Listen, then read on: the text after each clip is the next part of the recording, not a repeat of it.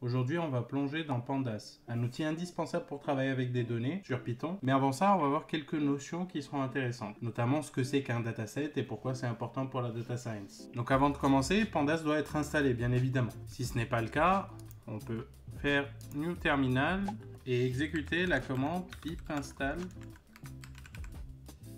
Pandas. Pour ma part, il est installé, mais voilà. Si c'est pas le cas, ça va l'installer. Ensuite, on va devoir l'importer.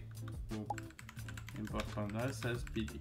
Donc tout d'abord, à quoi sert Pandas? Donc Pandas, ça va être une librairie Python hyper puissante et très populaire. Elle est utilisée principalement pour manipuler, analyser et traiter les données. Donc elle est vraiment largement adoptée dans les domaines de la data science, du machine learning et de l'analyse des données. Et on va voir une petite introduction sur Pandas. Donc premièrement, on va importer Pandas. Donc une notion clé à savoir, c'est qu'une bibliothèque comme Pandas, c'est une bibliothèque déjà existante dans Python. Donc l'avantage d'utiliser Python, c'est d'avoir la bibliothèque Pandas déjà prête. Il suffit directement de l'importer. Ensuite, si on veut lire un dataset, on va prendre un exemple de dataset qui existe déjà et du coup, on va lire ce dataset. Pour lire ça, il suffit d'utiliser pd.readcsv, vu que c'est un fichier CSV. Ça aurait été un fichier Excel, on aurait une autre fonction en read Excel. Et ensuite, on va mettre le lien vers notre fichier. Ça pourrait être un fichier qui est installé sur votre ordinateur. Donc ensuite, c'est possible de voir. Si je dis df.head, ça veut dire que je vais afficher les premières lignes de mon dataset ou bien de mon data frame, c'est la même chose. Donc on peut voir qu'on a affiché par défaut les 5 premières lignes et qu'on a différentes colonnes. Donc c'est sepal length, sepal width, petal length, longueur de la pétale, la largeur de la pétale et l'espèce. Du coup, c'est une espèce de fleur. On aurait voulu afficher 10, il aurait fallu changer 10.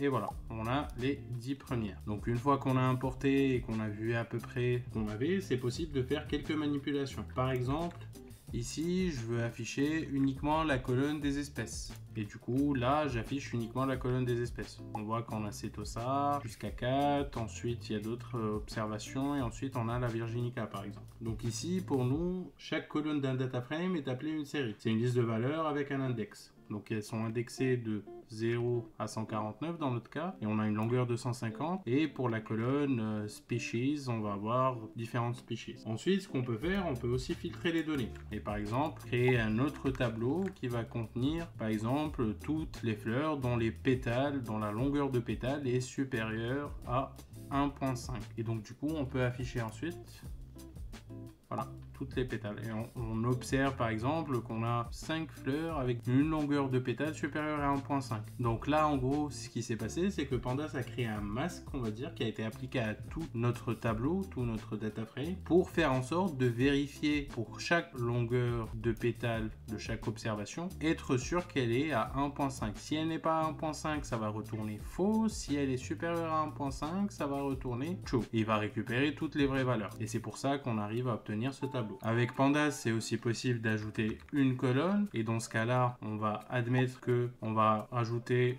la longueur de la pétale fois la largeur de la pétale dans une nouvelle variable qui va s'appeler sepal area, qui va être une colonne ajoutée à notre tableau. Et du coup, voilà, on observe que pour chaque observation, on a la longueur, on a la largeur, la longueur de la pétale, la largeur de la pétale, l'espèce bien évidemment, et ensuite une nouvelle colonne qui a été ajoutée, qui est en gros sepal length fois sepal width. Et donc du coup, si on vérifie sepal length fois sepal width, on a 5.1 fois 3.5, ça nous donne 17,85 et on est bon.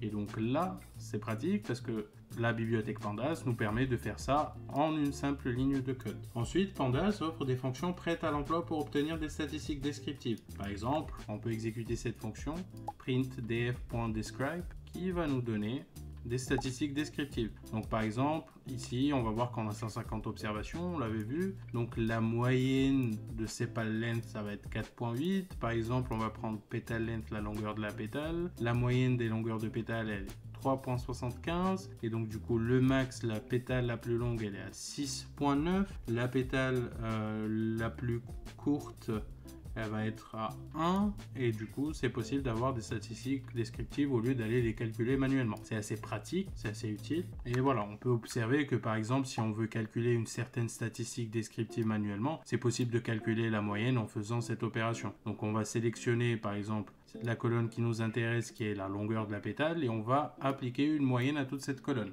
Et on voit que ça nous donne la moyenne de toute cette colonne qui est à 3.75. Si on observe le df.describe qu'on avait fait, donc on est bien sur la même valeur. Donc c'est 3.75, c'est 3.758. Et voilà, c'est exactement la même valeur. Donc voilà, df.describe nous a permis de faire grosso modo des opérations de ce type-là, appliquées à toutes les colonnes, toutes les variables. Mais c'est aussi possible de faire manuellement, bien évidemment. Sur Pandas, c'est possible aussi de faire des tris sur les données. Et donc par exemple, si on veut trier les fleurs par longueur de pétale du plus grand au plus petit, il va falloir faire ça par exemple. Donc df, qui est notre data frame, .sort values, et ensuite on va choisir ce qu'on va trier et on va faire que l'ordre ascendant est faux. Donc on va trier du plus grand au plus petit. Et du coup ensuite il suffit d'afficher notre data frame. Donc on a trié suivant la longueur de la pétale, pétale length, et on a dit que c'était du plus gros au plus petit. Et là on observe, voilà, 6.9, 6.7, 6.7, voilà. C'est du plus grand au plus petit. Sur Pandas, ce qui est possible d'être fait assez facilement, c'est aussi de regrouper en fonction des colonnes. Donc là, on a vu qu'on avait différentes espèces. Si je veux regrouper par exemple la moyenne des dimensions de chaque espèce, c'est possible de faire avec la fonction groupBy. Donc c'est df.groupBy et je vais dire que mon critère ça va être l'espèce et que pour chaque espèce, je veux calculer les moyennes de toutes les observations. Donc ça va être la petal width, length, sepal width, length, et on veut afficher ensuite ce résultat. Et là on voit que pour nos trois espèces, donc Setosa, Versicolor, Virginica, on va avoir la moyenne de la longueur de pétale, de sépales, la moyenne de la longueur de pétale, etc. Et donc du coup on peut grouper en fonction des espèces en une seule ligne de code assez facilement grâce à Pandas et obtenir ce résultat. Alors bien évidemment, une fois les quelques traitements faits, admettons que le data frame groupé, j'ai envie de le sauvegarder. Et là, Pandas nous permet d'exporter en CSV le data frame qui a été modifié. Et donc du coup, ça peut être celui-là, celui-là, celui-là, donc comme on a envie.